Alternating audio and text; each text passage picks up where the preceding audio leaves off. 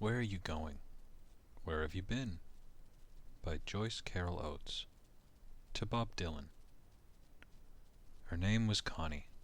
She was 15, and she had a quick, nervous, giggling habit of craning her neck to glance into mirrors, or checking other people's faces to make sure her own was all right. Her mother, who noticed everything and knew everything, and who hadn't much reason any longer to look at her own face, always scolded Connie about it. "Stop gawking at yourself. Who are you? You think you're so pretty," she would say. Connie would raise her eyebrows at these familiar complaints and look right through her mother, into a shadowy vision of herself, as she was right at the moment. She knew she was pretty, and that was everything. Her mother had been pretty once too, if you could believe those old snapshots in the album, but now her looks were gone, and that's why she was always after Connie. "Why don't you keep your room clean like your sister? How have you got your hair fixed? What the hell stinks? Hairspray? You don't see your sister using that junk." Her sister June was 24 and still lived at home. She was a secretary in the high school Connie attended, and if that wasn't bad enough, with her in the same building. She was so plain and chunky and steady that Connie had to hear her praised all the time by her mother and her mother's sisters. June did this, June did that. She saved money and helped clean the house and cooked, and Connie couldn't do a thing. Her mind was all filled with trashy daydreams. Their father was away at work most of the time, and when he came home he wanted supper, and he read the newspaper at supper, and after supper he went to bed. He didn't bother talking much to them. But about his bent head Connie's mother kept picking at her until Connie wished her mother were dead, and she herself were dead, and it were all over. "She makes me want to throw up sometimes," she complained to her friends. She had a high, breathless, amused voice which made everything she said sound a little forced, whether it was sincere or not. There was one good thing. June went places with girlfriends of hers, girls who were just as plain and steady as she, and so when Connie wanted to do that, her mother had no objections. The father of Connie's best girlfriend drove the girls the 3-mile drive to town and left them at the shopping plaza, so they could talk through the stores or go to a movie. And when he came to pick them up, at 11, he never bothered to ask what they had done. They must have been familiar sights walking around that shopping plaza in their shorts and flat ballerina slippers that always scuffed the sidewalk, with charm bracelets jingling on their thin wrists. They would lean together to whisper and laugh secretly if someone passed by who amused or interested them. Connie had long, dark blonde hair that drew anyone's eye to it, and she wore part of it pulled up on her head, and puffed out the rest of it, and let it fall down her back. She wore a pullover jersey blouse that looked one way when she was at home and another way when she was away from home. Everything about her had two sides to it, one for home and one for anywhere that was not home. Her walk, that could be childlike and bobbing, or languid, enough to make anyone think she was hearing music in her head. Her mouth, which was pale and smirking most of the time, but bright and pink on these evenings out. Her laugh, which was a cynical and dawling at home ha-ha, very funny, but high-pitched and nervous anywhere else, like the jingling of charms on her bracelet. Sometimes they did go shopping or to a movie, but sometimes they went across the highway, ducking fast across the busy road to a drive-in restaurant where the older kids hung out. The restaurant was shaped like a big bottle, though squatter than a real bottle, and on its cap was a revolving figure of a grinning boy who held a hamburger aloft. One night in midsummer they ran across, breathless with daring, and right away someone leaned out a car window and invited them over. But it was just a boy from high school they didn't like. It made them feel good to be able to ignore him. They went up through the maze of parked and cruising cars to the bright-lit, fly-infested restaurant, their faces pleased and expectant as if they were entering a sacred building that loomed out of the night to give them what haven and what blessings they yearned for. They sat at the counter and crossed their legs at the ankles, their thin shoulders rigid with excitement, and listened to the music that made everything so good. The music was always in the background, like music at a church service. It was something to depend on. A boy named Eddie came up to talk to them. He sat backward on his stool, turning himself jerkily around in semicircles, and then stopping and turning again. And after a while, he asked Connie if she would like something to eat. She said she did, and so she tapped her friend's arm on her way out. Her friend pulled her face up into a brave, droll look, and Connie said that she would meet her at 11 across the way. "I just hate to leave her like that," Connie said earnestly, but the boy said that she wouldn't be alone for long. So they went out to his car, and on the way, Connie couldn't help but let her eyes wander over the windshields and faces all around her face gleaming with joy that had nothing to do with Eddie, or even this place. It might have been the music. She drew her shoulders up and sucked in her breath with the pure pleasure of being alive. And just at that moment, she happened to glance at a face just a few feet from hers. It was a boy with shaggy black hair, in a convertible jalopy painted gold. He stared at her, and then his lips widened into a grin. Connie slit her eyes at him and turned away, but she couldn't help glancing back. And there he was, still watching her. He wagged a finger at her and laughed, and said, "Gonna get you, baby." And Connie turned away, again, without Eddie noticing anything. She spent 3 hours with him, at the restaurant where they ate hamburgers and drank Cokes in wax cups. They were always sweating. And then down an alley, a mile or so away, when he left her off at 5 to 11, only the movie house was still open at the plaza. Her girlfriend was there, talking with a boy. When Connie came up, the two girls smiled at each other, and Connie said, "How was the movie?" And the girl said, "You should know." They rode off with the girl's father, sleepy and pleased, and Connie couldn't help but look at the darkened shopping plaza with its big empty parking lot, and its signs that were faded and ghostly now.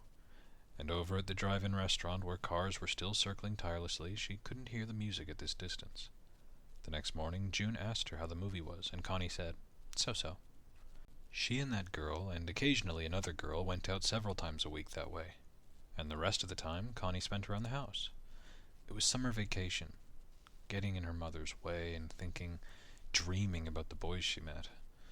But all the boys fell back and dissolved into a single face that was not even a face, but an idea, a feeling, mixed up with the urgent, insistent pounding of the music in the humid night air of July. Connie's mother kept dragging her back to the daylight by finding things for her to do, or saying suddenly, "What's this about the Pettinger girl?" And Connie would say nervously, "Oh, her, that dope." She always drew thick, clear lines between herself and such girls, and her mother was simple and kindly enough to believe her. Her mother was so simple, Connie thought, that it was maybe cruel to fool her so much. Her mother went scuffling the house, in the old bedroom, in slippers, and complained over the telephone to one sister about the other, and then the other called up the two of them and complained about the third one. If June's name was mentioned, her mother's tone was approving, and if Connie's name was mentioned, it was disapproving. This did not really mean she disliked Connie, and actually, Connie thought that her mother preferred her to June because she was prettier. But the two of them kept up a pretense of exasperation, a sense that they were tugging and struggling over something of little value to either of them. Sometimes, over coffee, they were almost friends, but something would come up, some vexation that was like a fly buzzing suddenly around their heads, and their faces went hard with contempt. One Sunday, Connie got up at 11. None of them bothered with church, and washed her hair so that it could dry all day long in the sun. Her parents and sister were going to a barbecue at an aunt's house, and Connie said no, she wasn't interested, rolling her eyes to let her mother know just what she thought of it. "Stay home alone, then," her mother said sharply. Connie sat out back in a lawn chair and watched them drive away, her father quiet and bald, hunched around so that he could back the car out. Her mother with a look that was still angry and not at all softened through the windshield, and in the back seat poor old June all dressed up as if she didn't know what a barbecue was, with all the running, yelling kids and the flies. Connie sat with her eyes closed in the sun, dreaming and dazed, with a warmth about her as if this were a kind of love, the caress of love. Her mind slipped over onto thoughts of the boy she had been with the night before, and how nice he had been, how sweet he always was. Not the way someone like June would suppose, but sweet, gentle, the way it was in movies, and promised in songs. And when she opened her eyes, she hardly knew where she was.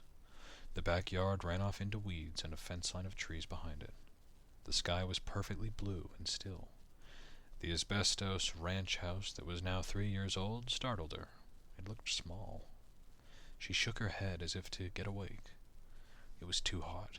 She went inside the house and turned on the radio to drown out the quiet.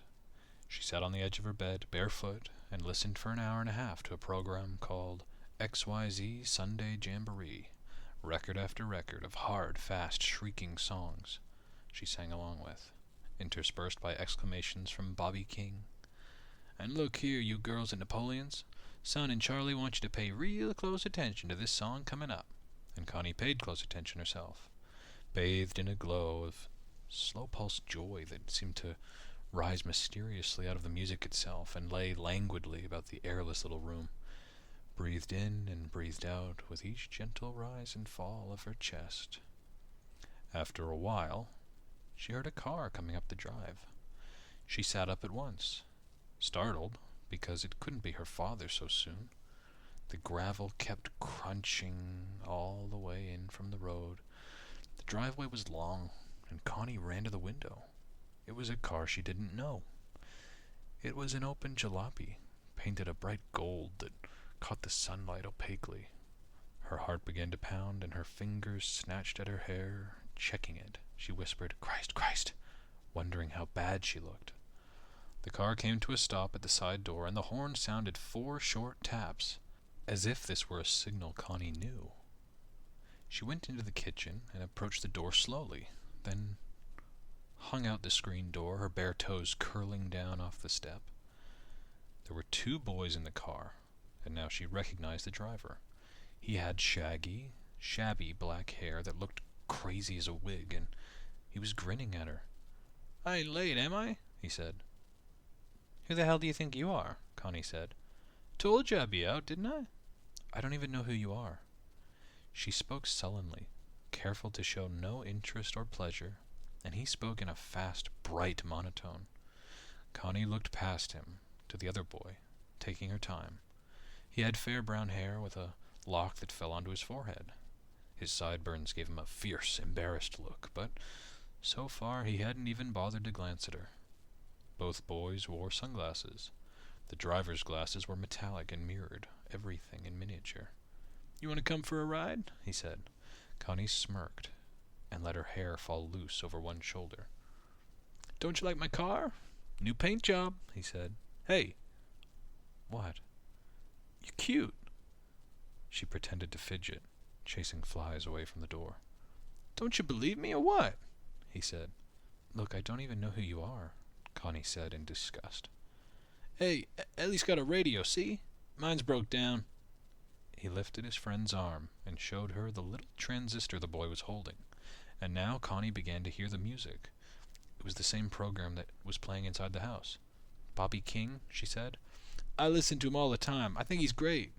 "He's kind of great," Connie said reluctantly. "Listen, the guy's great. He knows where the action is." Connie blushed a little because the glasses made it impossible for her to see just what this boy was looking at. She couldn't decide if she liked him or if he was a jerk. And so she dawdled in the doorway and wouldn't come down or go back inside. She said, "What's all that stuff painted on your car?" "Can't you read it?" He opened the door very carefully, as if he was afraid it might fall off. He slid out just as carefully, planting his feet firmly on the ground, the tiny metallic world in his glasses slowing down like gelatin, hardening, and in the midst of it, Connie's bright green blouse. "This here's my name to begin with," he said. Arnold Friend was written in tar-like black letters on the side, with a drawing of a round grinning face that reminded Connie of a pumpkin, except it also wore sunglasses. "I want to introduce myself. I'm Arnold Friend, and that's my real name, and I'm going to be your friend, honey." And inside the car is Ellie Oscar. He's kind of shy. Ellie brought his transistor radio up to his shoulder and balanced it there. Now, these numbers are a secret code, honey, Arnold Friend explained. He read off the numbers, 33, 19, 17, and raised his eyebrows at her, to see what she thought of that, but she didn't think much of it at all. The left rear fender had been smashed, and around it was written, on the gleaming gold background, "Done by crazy woman driver." Connie had to laugh at that. Arnold Friend was pleased with her laughter and looked up at her. Around the other side's a lot more. You want to come and see them? No. Why not? Why should I? Don't you want to see what's on the car? Don't you want to go for a ride? I don't know. Why not?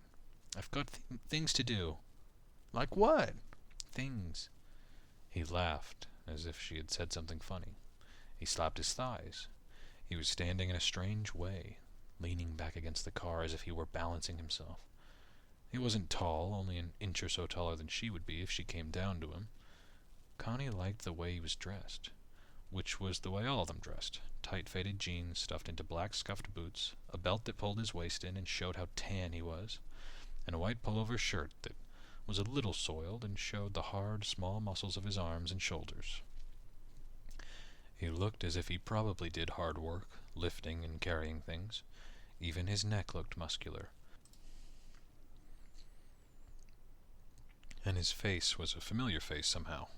The jaw and chin and cheeks slightly darkened because he hadn't shaved for a day or two, and the nose long and hawk-like, sniffing as if she were a treat, and he was going to gobble up, and it was all a joke. Connie, you ain't telling the truth.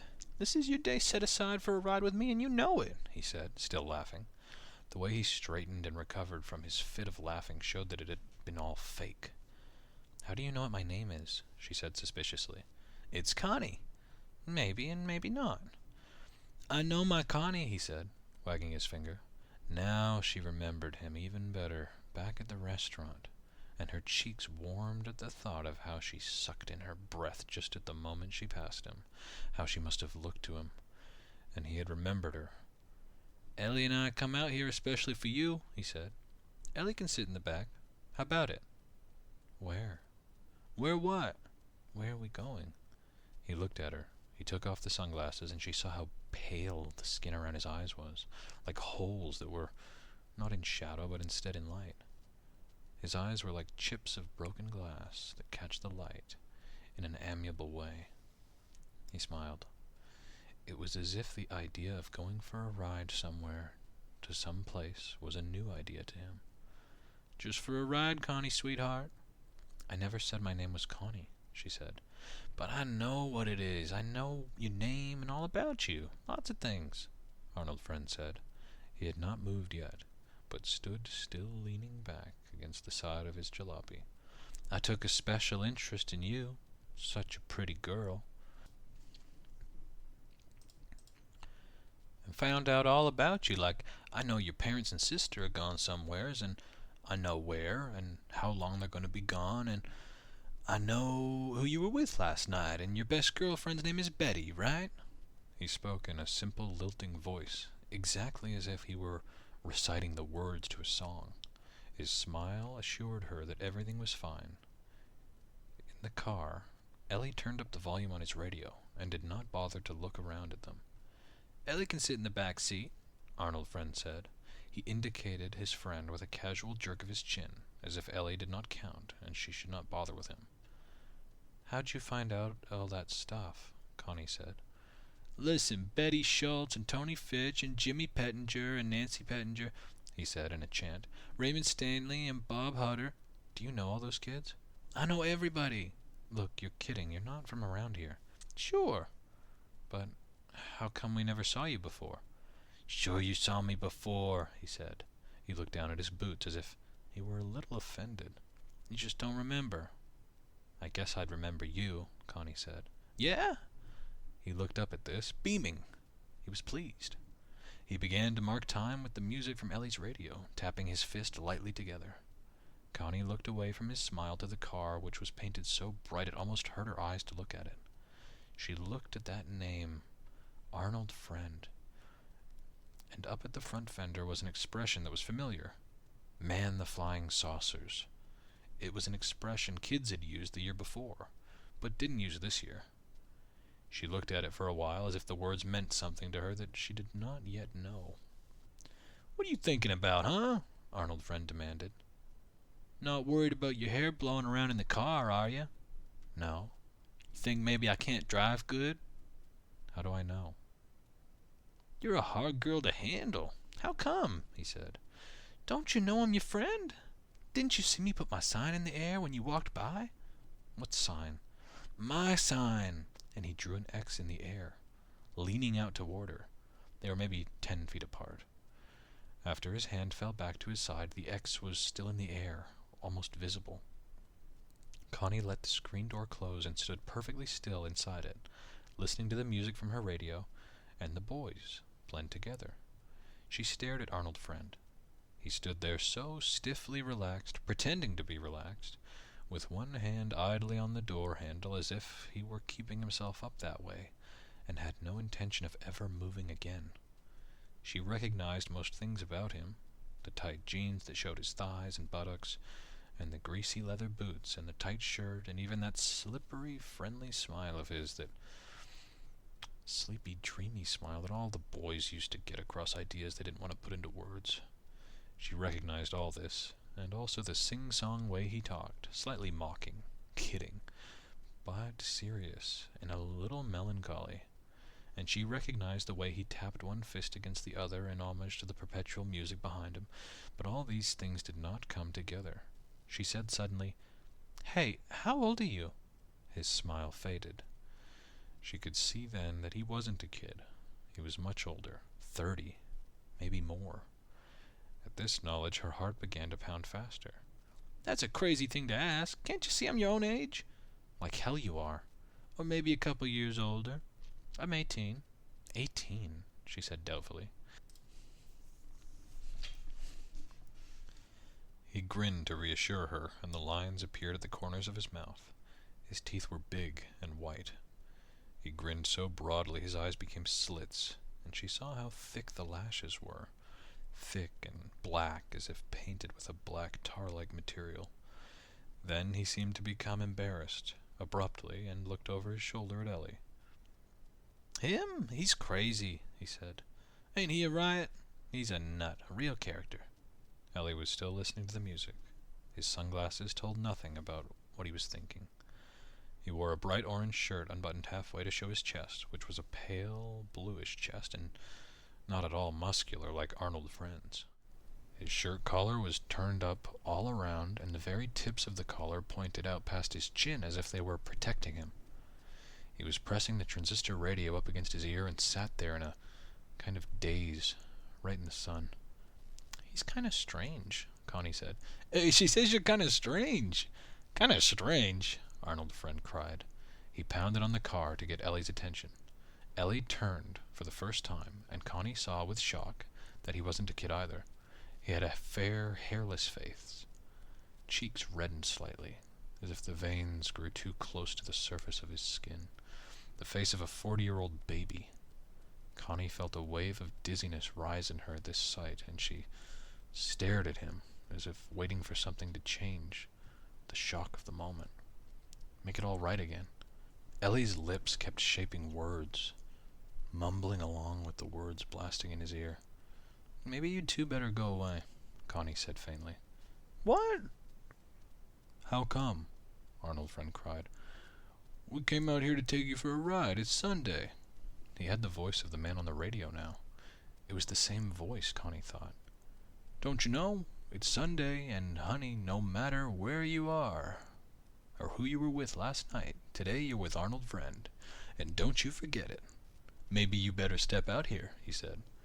And this was in a different voice. It was a little flatter, as if the heat was finally getting to him. "No, I've got things to do." "Hey, you two better leave."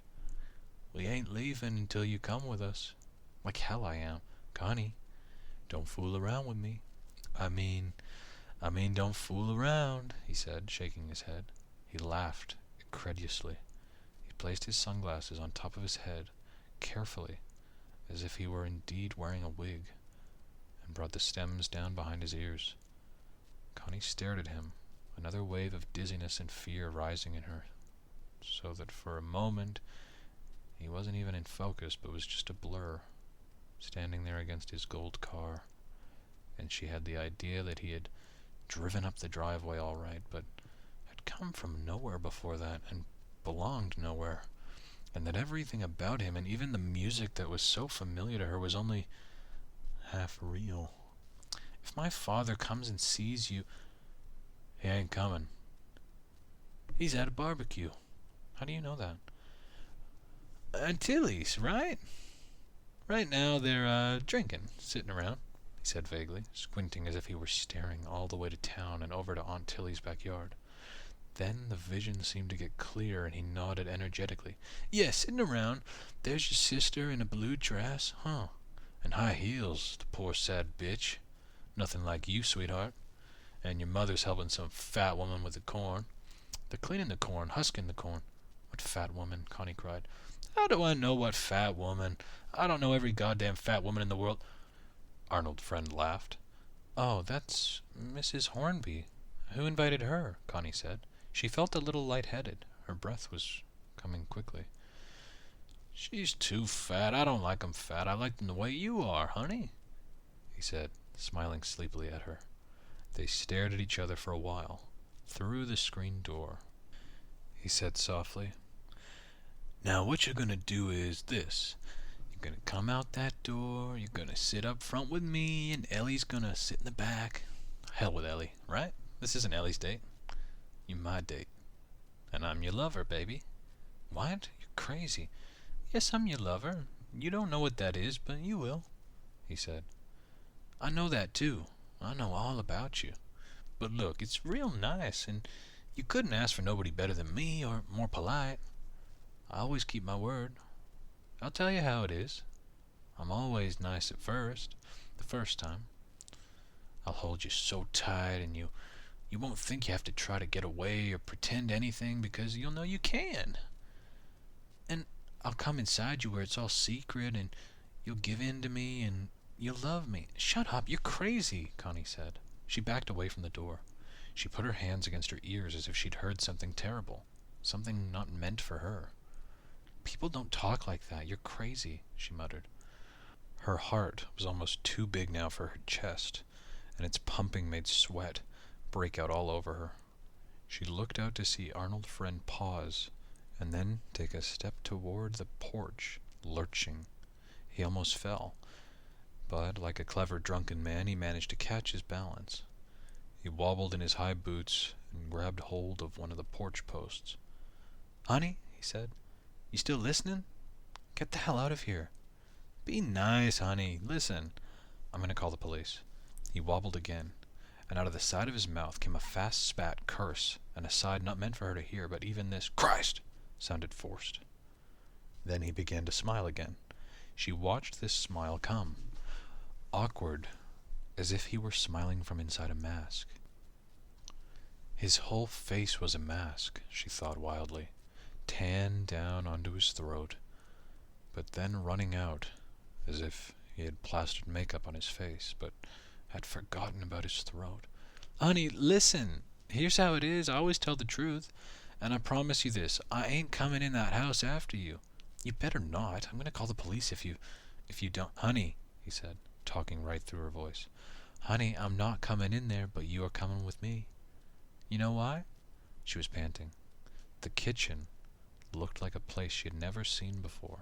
Some room she had run inside, but wasn't good enough. It wasn't going to help her. The kitchen window had never had a curtain. After 3 years. And there were dishes in the sink for her to do, probably, and if you ran your hand across the table, you'd probably feel something sticky there. Listening, honey? Hey, I'm going to call the police. As soon as you touch the phone, I don't need to keep my promise, and I can come inside. You won't want that. She rushed forward and tried to lock the door. Her fingers were shaking. But why lock it? Arnold Friend said gently, talking right into her face. It's just a screen door. It's just nothing. One of his boots was at a strange angle, as if his foot wasn't in it. It pointed out to the left, bent at the ankle.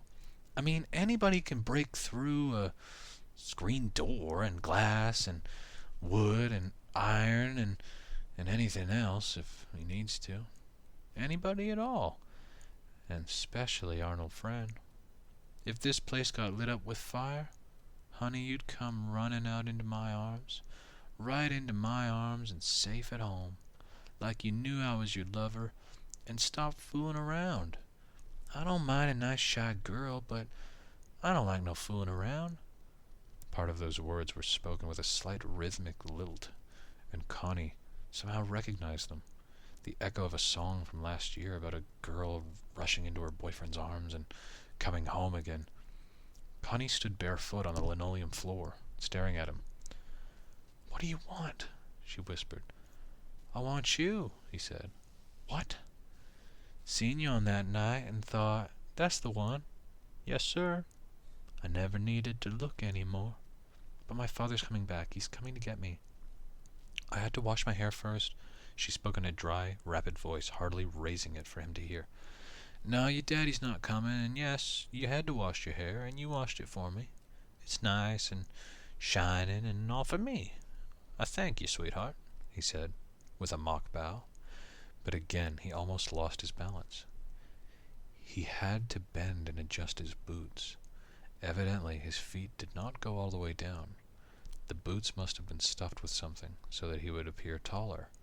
Connie started looking at him, and behind him, Ellie in the car, who seemed to be looking off towards Connie's right, into nothing.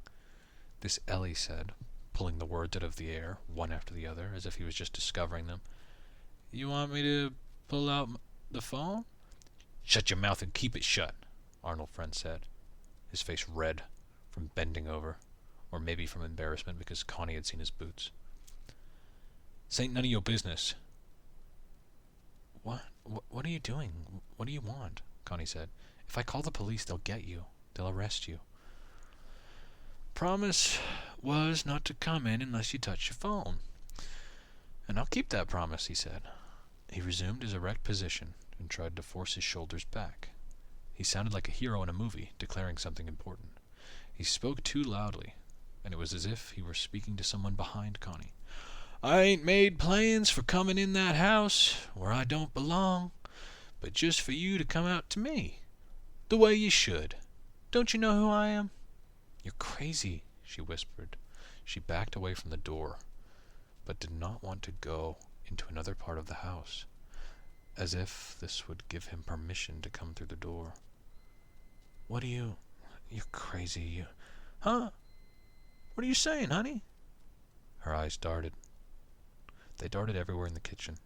She could not remember what it was, this room. "This is how it is, honey. You come out, we'll drive away, have a nice ride.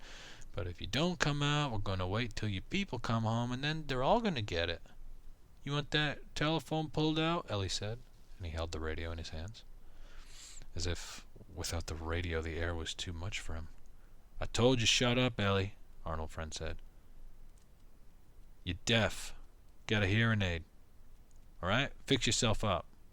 This little girl's no trouble, and she's going to be nice to me. So, Ellie, keep to yourself. This ain't your date, right? Don't hem in on me. Don't hog. Don't crush. Don't bird dog.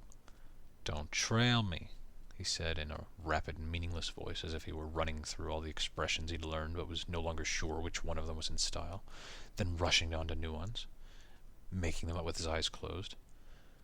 "Don't crawl under my fence. Don't squeeze on my chipmunk hole. Don't sniff my glue. Suck my popsicle. Eat your own greasy fingers.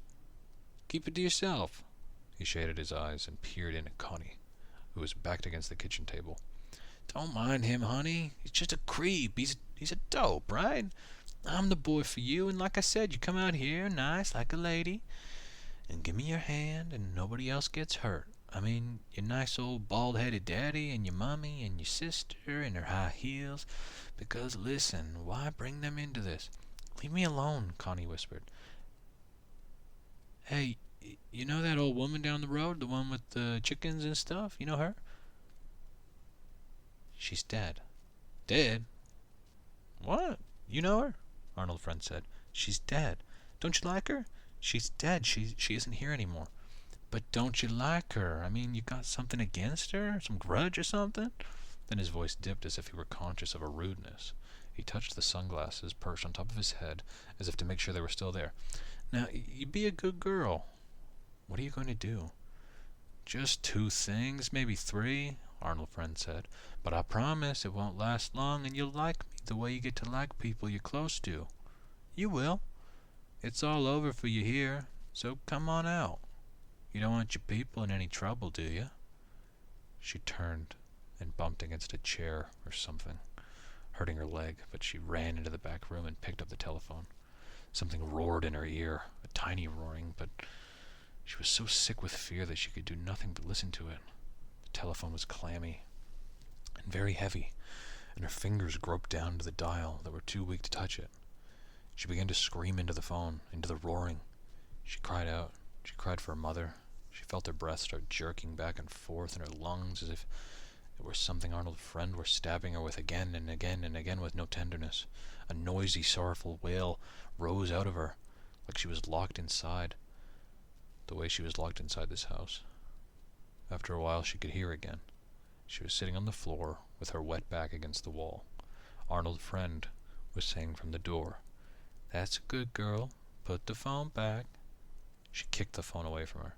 "No, honey, pick it up. Put it back right." She picked up the phone and put it back. The dial tone stopped. "That's a good girl. Now you come outside." She was hollow with what had been fear, but what was now just an emptiness. All that screaming had blasted it out of her. She sat, one leg cramped under her, and a deep pinpoint of light inside her brain that just kept going and would not let her relax. She thought, "I'm not going to see my mother again." She thought, "I'm not going to sleep in my bed again." Her bright green blouse was all wet. Arnold's friend said in a gentle, loud voice that was like a stage voice, "The place where you came from ain't here anymore, and where you had in mind to go is canceled out. The place you are now, inside your daddy's house, is nothing but a cardboard box I can knock down any time. You know that, and you always did know it. You hear me?" She thought. "We'll go to a nice field out in the country where it smells so nice and sunny," Arnold's friend said. "I'll have my arms tight around you, so you won't need to try to get away, and I'll show you what love is, like what it does. To hell with this house. It looks solid all right," he said. He ran a fingernail down the screen, and the noise did not make Connie shiver, as it would have the day before. "Now put your hand on your heart, honey. Feel that? That feels solid, too. But we know better. Be nice to me. Be sweet like you can be. Because what else is there for a girl like you but to be sweet and pretty and give in? And get away before her people come back." She felt her pounding heart. Her hand seemed to get closer and enclose it. She thought for the first time in her life that it was nothing that was hers, that belonged to her, but just a pounding living thing inside this body that wasn't really hers either. "You don't want to get hurt," Arnold's friend said. "Now get up, honey. Get up by yourself." She stood. "Now turn this way. That's right. Come over here to me." "Ellie, put that away. Didn't I tell you? You dope. You miserable, creepy dope," Arnold's friend said. His words were not angry, but only part of an incantation. The incantation was kindly. "Now come out through the kitchen to me, honey, and let me see a smile. Try it. You're a brave, sweet little girl, and now they're eating corn and hot dogs cooked to bursting over an outdoor fire, and they don't know one thing about you and never did. And honey, you're better than them, because not a one of them would have done this for you." Connie felt the linoleum under her feet. It was cool. She brushed her hair back out of her eyes. Arnold's friend let go of the post tentatively and opened his arms for her, his elbows pointing in toward each other, and his wrists limp to show that this was an embarrassed embrace and a little mocking. He didn't want to make her feel self-conscious. She put out her hand against the screen. She watched herself push the door slowly open as if she were safe, back somewhere the other doorway, watching this body and this head of long hair moving out in the sunlight where Arnold's friend waited. "My sweet little blue-eyed girl," he said, in a half sung sigh that had nothing to do with her brown eyes, but was taken up just the same by the vast sunlit reaches of the land behind them, and on all sides of him. So much land that Connie had never seen before, and did not recognize, except to know that she was going to it.